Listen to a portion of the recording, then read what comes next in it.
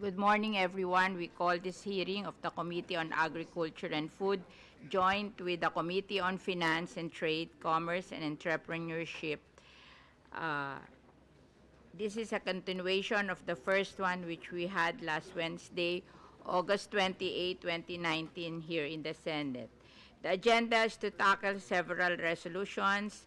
Resolution number 36 on the impact of RA 11203 or the Rice Tariffication Act on rice farmers and local rice industry by Senator Pangilinan.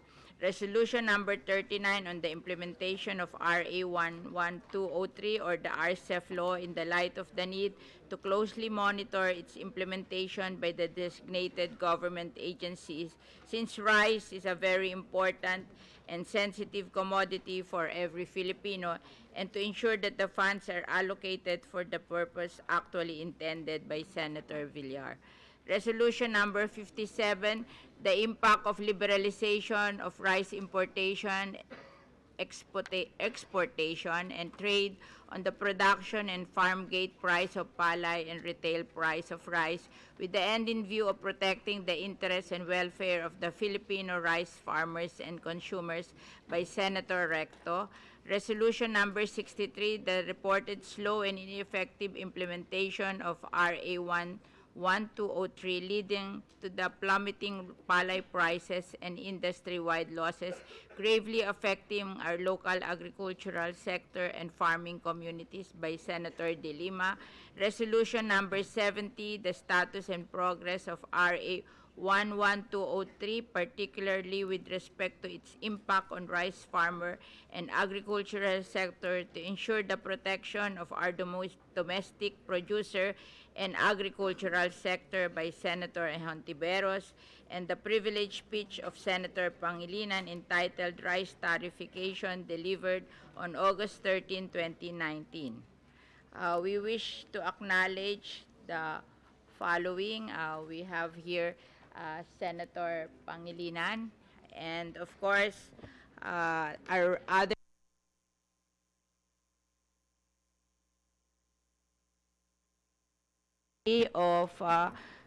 for Operation Department of Agriculture, Director Roy Abaya; Field Operations Service, Department of Agriculture, Dr. Andrew Villacorta; Assistant Secretary Designate for Operation Agribusiness and Marketing, Engineer Christopher Morales; Chief, Department of Agriculture, Alfredo S. Aton; Director, Agricultural Training Institute, uh, Baldwin Halyorina, Director, Philippine Center for Post-Harvest Development and Mechanization, Dr. Leonardo Gonzalez, Consultant, uh, uh, from Phil Rice, Flor de Lisa Borday; from uh, Philippine Rice Research, Phil Rice also, Karen Eloisa Baroga, Dr. Karen Eloisa Baroga; and from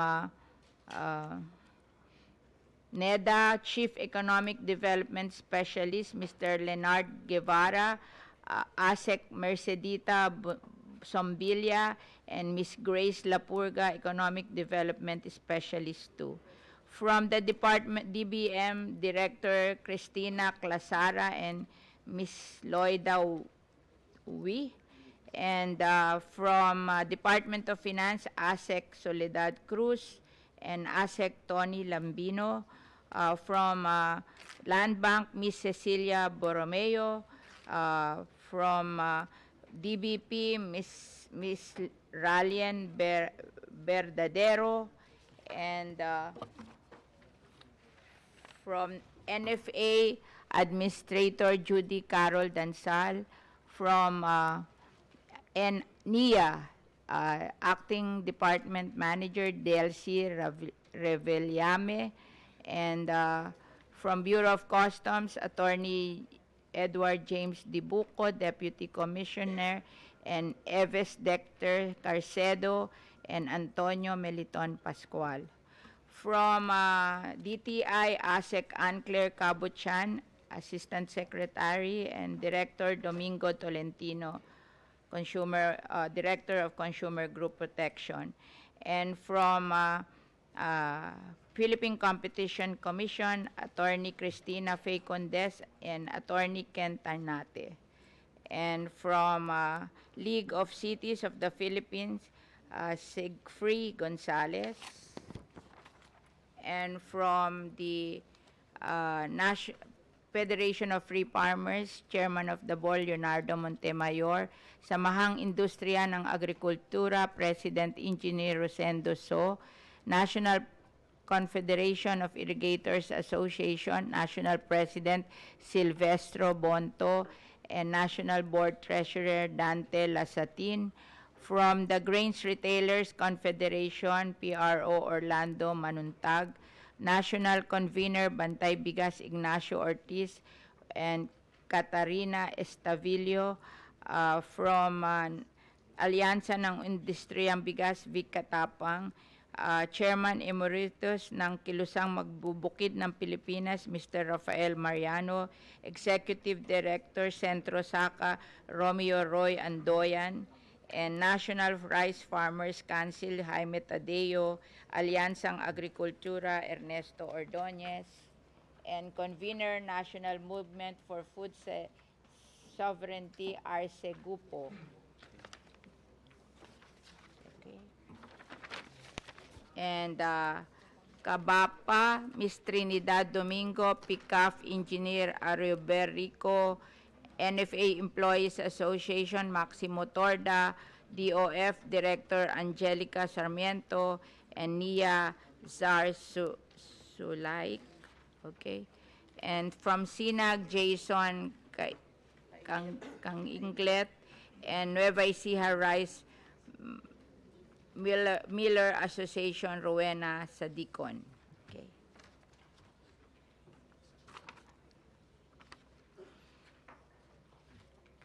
Maraming salamat po sa inyong pagpunta dito ngayong umaga para sa ating public hearing. Last hearing, we discussed about the Philippine membership in the World Trade Organization or WTO in 1995. The Philippines acceded to the WTO with the premises of revising QRs or quantitative restriction and reduced tariff protection. Rice, however, was exempted from tariffication. The Philippines opened up import on rice under a minimum access volume, which is the operation equivalent to quantitative restriction. The QR regime of the Philippines was mandated for conversion into tariff production. The country obtained a special treatment for rice up to 2005, which was later extended until 2012, and so the Philippines has been applying for extension of QR of rice since 1995. Eventually, the Philippines acquired a waiver to maintain QR up to June 30, 2017. The Philippines years of practicing quantitative restriction on the flow of imported rice aimed to counter the impact of expected influx of cheap rice import. For 22 years, our country has apparently been extending protection primarily to safeguard local rice farmers from increased competition and imported rice. The Rice Tariffication Law titled An Act Liberalizing the Importation, Exportation, and Trading of Rice, lifting for the purpose the quantitative import restriction in rice for other purposes was signed into law by President Rodrigo Roa Duterte on February 14, 2019. This is also known as the Rice Liberalization Act or Republic Act Number 11203, which amends the Agriculture Tariffication Act of 1996 that imposed tariff on agricultural imports except rice.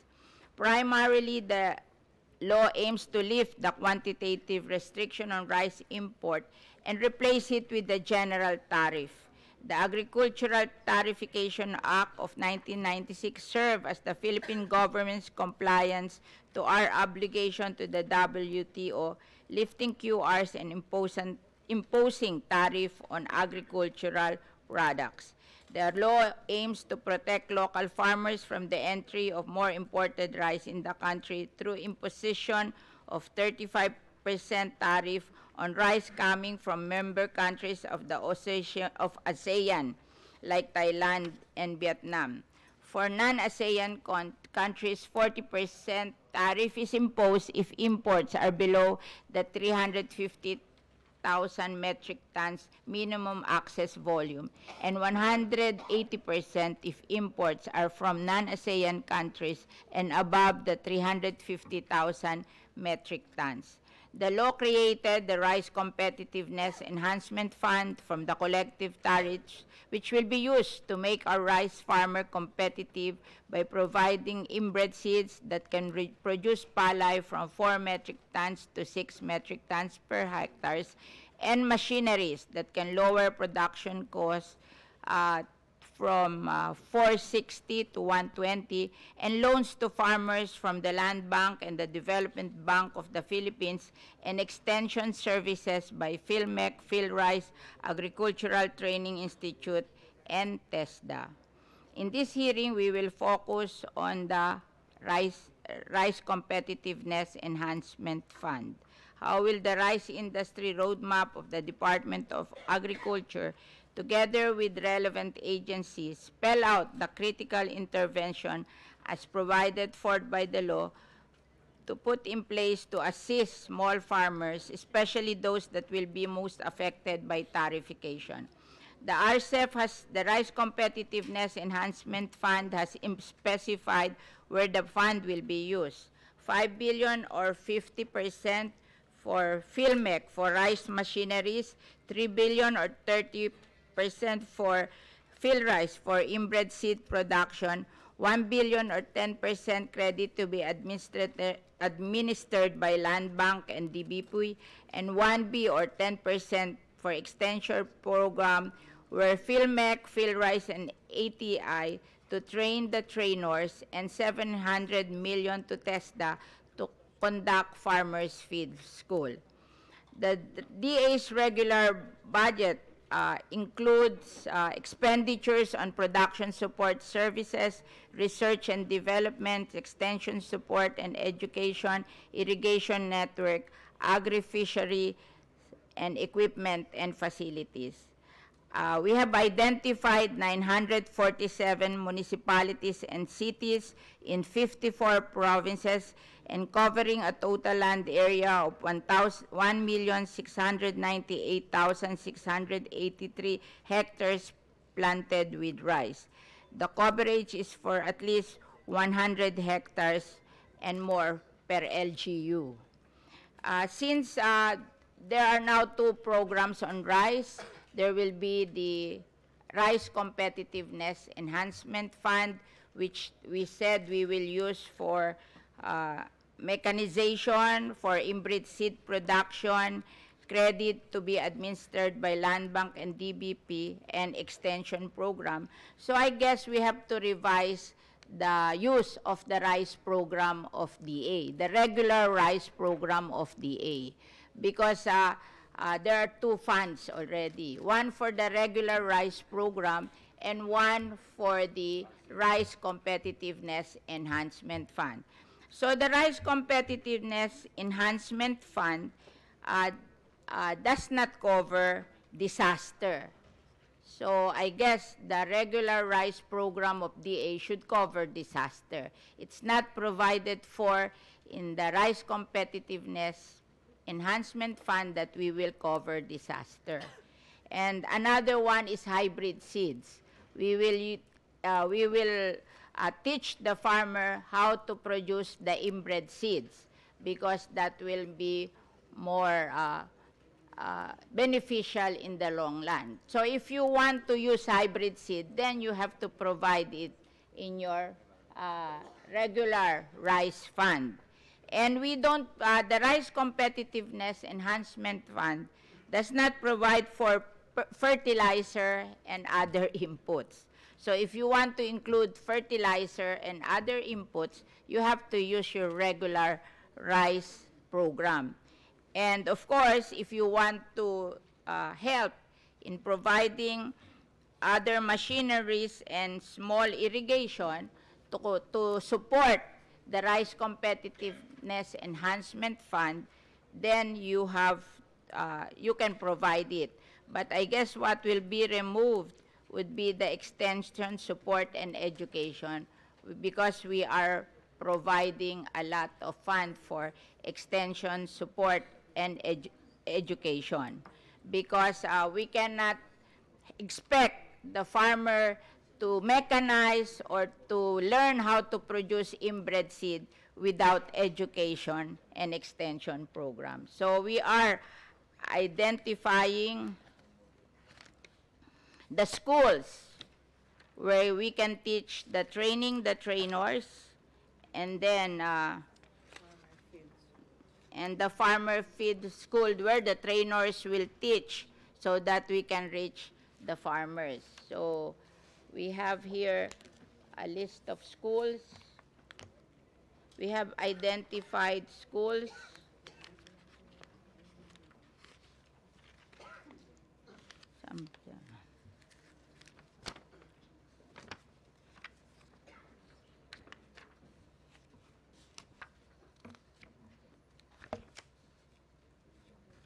Saan yung listahan ko ng schools? So we have identified the schools we have one school in Batak, Mariano Marcos State University in Batak for Region 1. We have for Region 2, San Mateo, PhilRice San Mateo, Isabela. And for Region 3, PhilMec and PhilRice in the Science City of Muñoz, San Jose and another one in San Jose del Monte, our Villar Pag School. And then for Region 4A, we have UPLB. Can you please get this list, the one who will do the training, which is PhilMec and PhilRice. UPLB and Villar Pag Farm School in Bacoor, Cavite. And for 4B, we have PhilRice, Santa Cruz, Mindoro Oriental. And for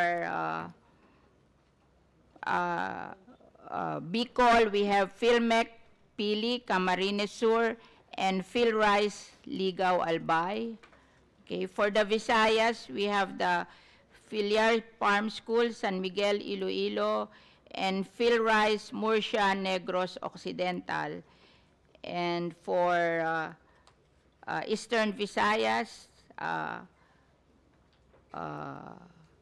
guess Negros Oriental will be covered by Murcia, Negros Occidental, but Bohol and Cebu, we have no school there. And then Eastern Visayas, we have PhilMec, Abuyog, Leyte, and University of Eastern Philippines, Catarman. Okay. And for Mindanao, we have Western Mindanao State University for Zamboanga Zamboanga del Sur and Zamboanga Sibugay, and the rest of the Zamboanga Peninsula. For Region 10, we have Central Mindanao University, Bukidnon, and PhilMec, Cagayan de Oro City. And for Region 11, Davao Region, we have PhilMec, Davao City, and Villar Pag Farm School, Davao City. And for Soc-Sargen, PhilMec, Mitsayap, North Cotabato for Region 12, and Region 13, PhilRice, RT Romualdez, Agusan del Norte.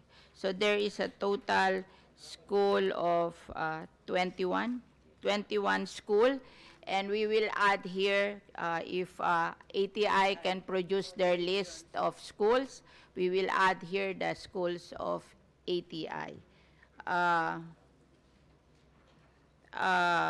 This one is, we want to teach the farmers how to mechanize, how to maintain the equipment, and how to produce inbred seed the soonest possible time. And we are computing if there are 54 provinces and there are 21 schools, at the rate of doing 2 sessions a month, because the training is 2 weeks.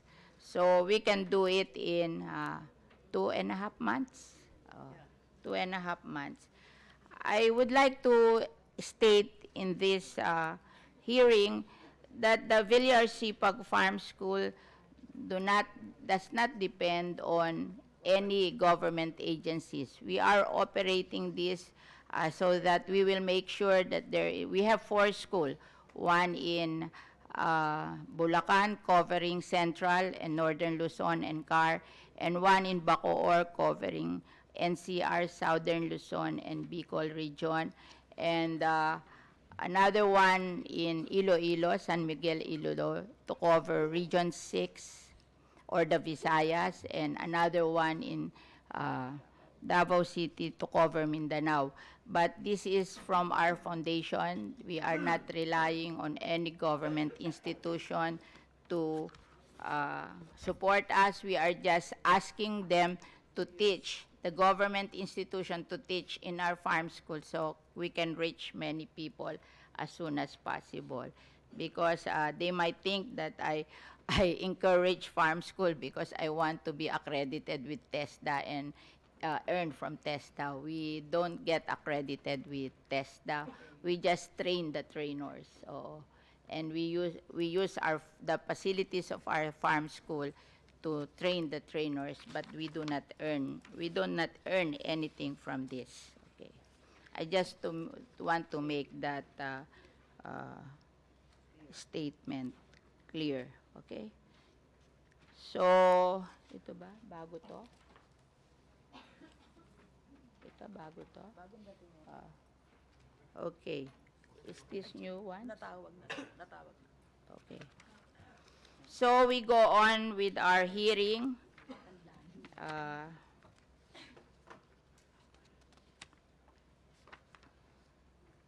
So maybe our Senator Pangilinan can make his statement because we really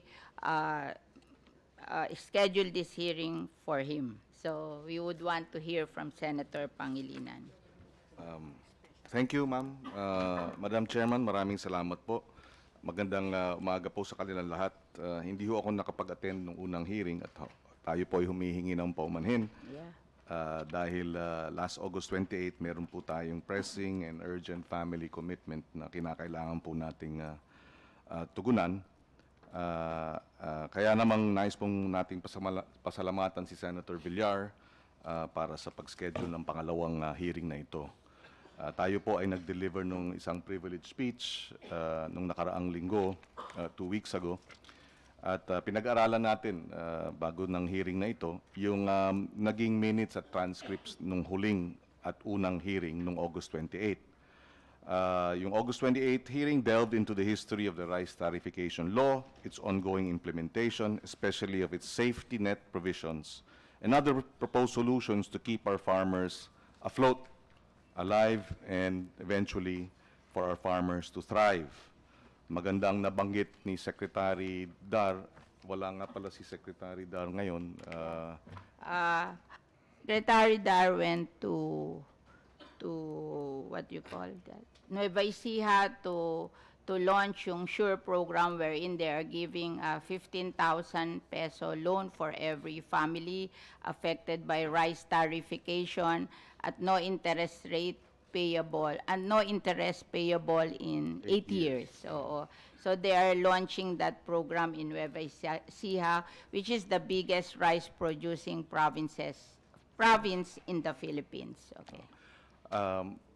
Anyway, sana sa darating na mga araw, pwede rin tayong makipagpulong kay Secretary Dar para i-follow through itong ilang mga magiging proposals natin.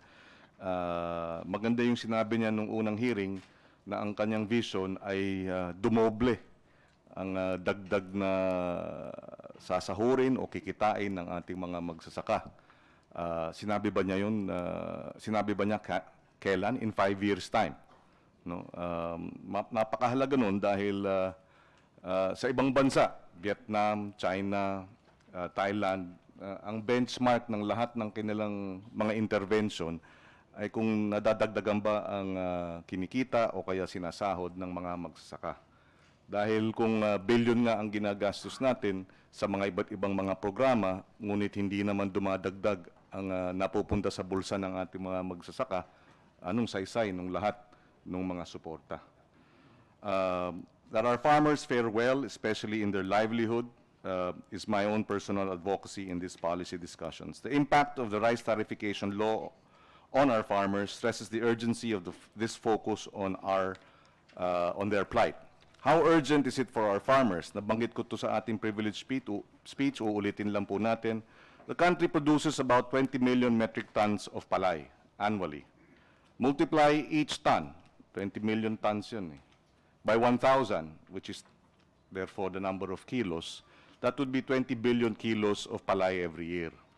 So for every 1 peso drop in palay prices per kilo, that's 20 billion pesos taken away from our rice farmers' pockets. Kung mahigit 3 piso kada 1 kilo ng palay ang bumagsak ang presyo mula 21 hanggang 17, more or less, 18, 17, kulang-kulang 60 bilyong piso. May I interject there? The only time that it's 21 is last year, wherein we had a very difficult period na nagmahal lahat ang rice, tapos kaya yung NFA, in-increase nila yung regular buying price nila from 17 to 20 to be able to compete with the traders kasi yung mga traders binebenta nila ang rice natin ng 45, 55, 65. That was parang kung tituusin, ano yun hindi normal na nangyayari sa atin. In fact, because of that, umingkrease yung inflation natin from 2.5 to 5.5%, di ba? 6.6%. Kaya ngayon, bumalik na naman siya 2.5. Nag-regular na yung price ng rice. So ngayon, siguro pwede na natin ibalik sa 17 ang ating pagsuma kasi 12 pesos ang puhunan nila, 17 ipagbibili, kumikita na sila ng 5 pesos per kilo of palay. I think 17 is really the regular price of palay. It's too much to us na maging 21, 20 kasi it's not a normal. Last year was not a normal occurrence. Kaya siguro tigilan na natin yung pagsabi na 20 kasi kaya lang nag-20 yon parang nag-emergency, gusto nung NFA makakumpit sila sa regular trader, pero talagang 17 naman ang presyo ng palay for everyone for the last nth year. Nung November, nung second part of 2018 lang nagkaganyan. And parang hindi na nila maalis sa mind nila that is a special case. Oo, that is a special case. At kung palagi tayong 20, magkano palay natin? Talagang hindi bababa. And it's bad for the consumer also. So we have, I think naman sa 17, 12 pesos ang puhunan, talaga yun naman ang regular price ng palay natin. And based on the Philippine Statistics Office, the average buying price of palay now is 17. Meron akong nabasa na sinabi nila ganon. The average buying price of palay now is 17. Kaya yung sinasabi nila na may 8 at saka 7 pesos, pwede ba pakisabi nyo sa amin kung nasaan yung 8 at 7 pesos para kami na po ang bibili noon kasi wala. Saan ba lugar? Ipapakita natin sa inyo. Diyan kagabi po, nag-monitor kami. Saan lugar yon? Yes? Maraming lugar. O pwede ba hong ipakita nyo sa akin ang listahan ng lugar Mamaya papakita at ko sa sasabihin inyo. namin doon sa mga gobernador kasi nagbigay na po Opo. ang loan, ang land bank sa mga gobernador para bumili sila ng 17 pesos per kilo, pauutangin sila ng land bank at Opo. mamimili sila nito, pati rin naman ng NFA. Nasa ng NFA? Dapat mamili ka na. Kung sinasabi nilang 8 pesos and 7 pesos, ano ginagawa mo? Ang ano po, ang Nueva Ecija 8. O, di pakita Ang nyo po Tarlac, sa amin 7. at nang mamili. At saka yung yung hindi ba ho, the Land Bank of the Philippines, magbibigay kayo ng loan sa mga probinsyang nagpo-produce ng rice na at an interest of 2% para sila na mamili kung magfe-fail ang NFA. Pwede ba ho natin madinig sa NFA, ba't may nagbebenta doon ng 8 pesos and 7 pesos, hindi nyo binibili? Ma'am, tinanong ko din yan kahapon kung saan lugar sila. Wala naman pong harvest pa ngayon eh. Pero kahapon po, ma'am, pinasabihan namin yung regional officials namin sa field na puntahan po yung... Bantayan mo sila Yes, ma'am. mabuti kasi ayoko nung sasabihin 8 pesos and 7 Sinabi pesos. ko nga din po, ma'am, That's, sa amin eh. Wala kaming nakita pa ibigay niyo po sa na kanya ganyan.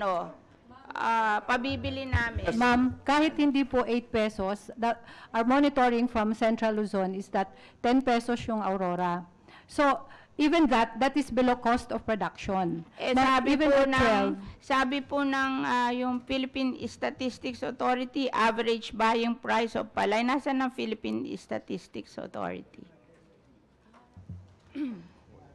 Assistant Secretary ng NEDA, Mercedita Sombilla. Totoo ba na ganun ang buying? Sabi nung Philippine Statistics Authority, 17 daw ang average buying of palay. Po, yung official data po na nakolekta ng PSA na dry ito po ay naglalaro ng 16 to 18.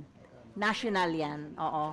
But At that is, nakikita- may I just interject? That is the average. That's the Does not average. necessarily mean in areas where you have more palay that is being produced, that it can be lower. No, Suggestion po Mr. namin, yung sinasabi ng PSA, mukhang hindi nagmamarch doon sa reality sa ground. As of last night, nag-monitor kami practically all over the country. Ang pinakamataas is 17, pero outlier ng 17 na iba siya. On the average, kahit yung ginawa ng Department of Agriculture during the time of Pinol, nag-average lang siya ng 13 to 14. that's wet. No. Dry po ito.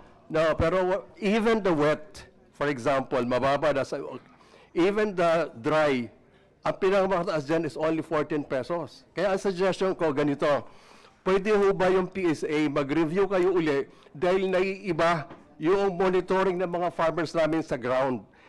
Ang report until last night, nagugulat sila, bakit ang Nueva Ecija, andyan si Catherine Ning, nagtatanim ng palayan, bakit 8 lang yung palay? Ngayon, let me just elaborate this point because the objective ang batas natin ay tulungan yung mga magsasaka. Before the batas, ang presyo ng palay is 20. Noon karoon ng batas, bakit bigla naging 12, 8, 9?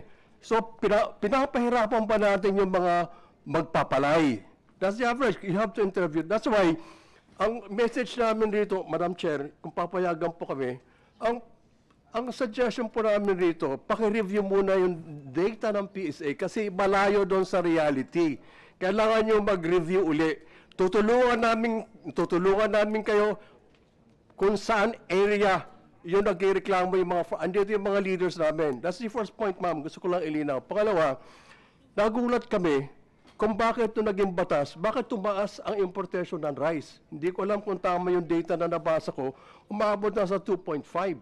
Bakit tumaas siya, ang importation, bumaba yung presyo ng palay? Anong ibig ho sabihin niyan? Pangatlo, nagulat kami, bakit dumami ang importation, nawala yung power ng NFA to regulate? Sino kayo Talaga pong nawala ang power ng NFA to regulate kasi That's right. we have entered the liberalized Yeah, yeah. But model. that's clear to us. So hindi na po sila pwedeng wala na yung power nila to regulate. Everything can enter the Philippines basta magbabayad sila ng Yes. tariff. Dapat- Ngayon, ang only sinasabi po ng DA that they can control the non-tariff barriers, like they will impose yung power ng president to impose more tariff, and then sila naman, they can parang hihigpitan nila yung pagbibigay ng phytosanitary permit.